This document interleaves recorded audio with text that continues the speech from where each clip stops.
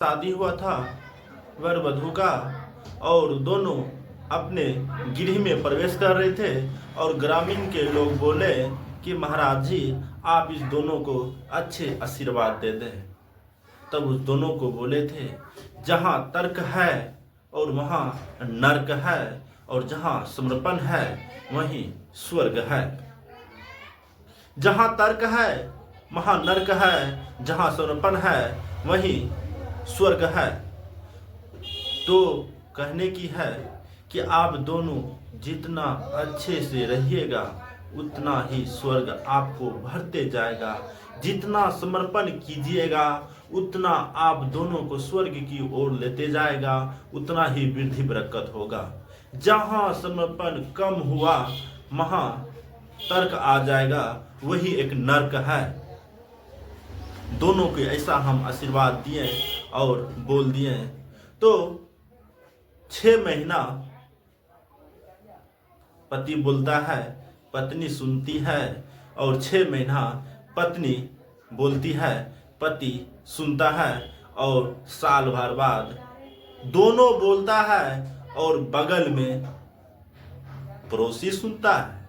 वो मजे लेते हैं कि कैसा बहू आया है और उसका कैसा परिवार है, कैसा घर में शादी हुआ, ये कैसा दूल्हा है, कैसा दुल्हन है। रात दिन लड़ते रहता है। जहाँ तर्क है वहाँ नर्क है, जहाँ समर्पण है और वहाँ स्वर्ग है।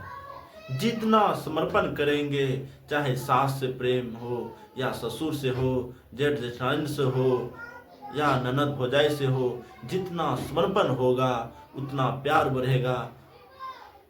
और जितना समर्पण धीरे धीरे घटा जब, तो वहां पर प्यार ही घट जाएगा। 4 मिले 64 खिले, 4 मिले 64 खिले, और 20 कल जोर।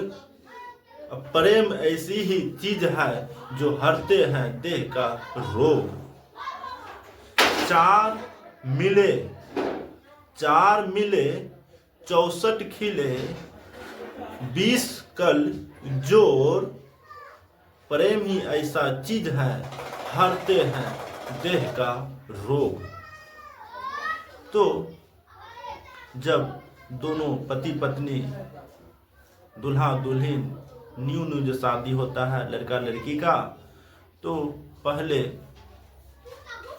6 महीना बोलता है प्रेम से, उससे भी कुछ थोड़ा सा भाषा का डिफरेंस होता है, और उसके बाद भी थोड़ा सा डिफरेंस होता है। तो स्पष्टिक कर दूं तो पहले से उसको बात जो करता है लड़की, जब दूल्हा दुल्हन का पहले साल होता है, पहले दिन होता है, तो प्रेम से बात होता है वहां पर, जानू बाबू सोना, इसी प्रकार से बात होता है। और साल भर होते होते और बाबू सोना चला जाता है पानी भरने, और आ जाता है दूसरी साल, ए जी कहाँ है, और तीसरी साल ए फलनावा के पापा कहाँ हैं, यहाँ पर आइए।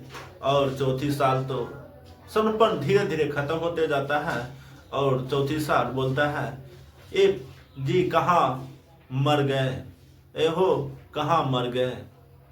क्योंकि वहाँ पर समर्पण धीरे धीरे समाप्त हो गया।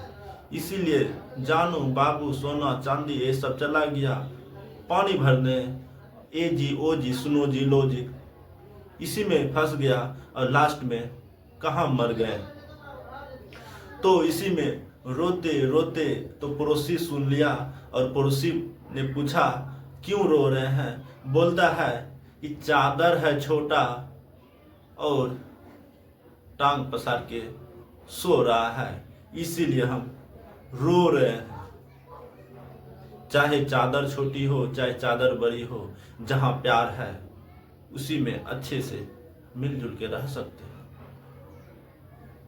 ये कोई जरूरत नहीं है कि चादर बड़ा ही होना चाहिए, क्योंकि वहां पर समर्पण धीरे धीरे समाप्त हो गया, इसीलिए वो रो रहे हैं और पड़ोसी मजे ले रहे हैं। पड़ोसी को कभी भनकने लगने दो कि मेरी ज़िंदगी में क्या है और हम भूखे हैं या प्यासे हैं। और जिस दिन ये चीज़ आपके ब्रेन में घुस गया, दिमाग में घुस गया, तो आप ऐसे नहीं कीजिएगा। यही एक सच्चे समर्पण है और प्रेम।